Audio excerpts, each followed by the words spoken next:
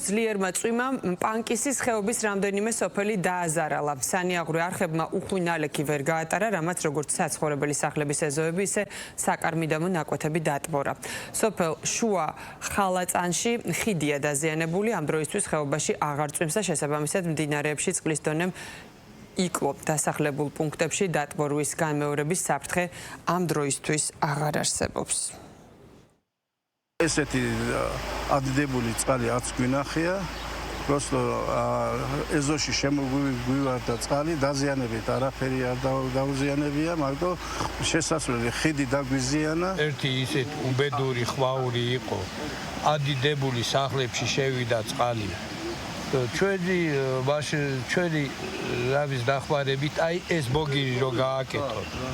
და რო გავიდეს დიდი ბასა წყალი. მთელი ეგ დაყოლება არის ქვემო ხალაწანში მიდის ეგ დაყოლება. ეს რო არა ყოფილიყო არა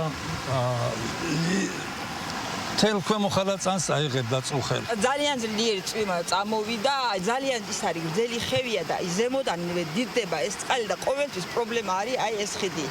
ადრეც იყო ადიდებული, გადმოვიდა, ამათი ეზო მაშინაც დაიტბორა თვითონ ეს ეზო. სიმინდი, კარტოფილი, იქ იონჯა და ის მთლიანი ყოფილა დატბორილი. ნატანი წამოიღო ხევმა, ის შედეგადაც ხიდბოგირების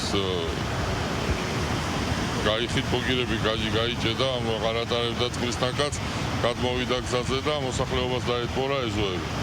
წუხელი ადგილზე ვიმყოფებოდი, ხიდბოგირებზე მისასვლელი გზებია დაზიანებული, რასაც მობილიზებულია ჩვენი შესაბამისი სამსახურები.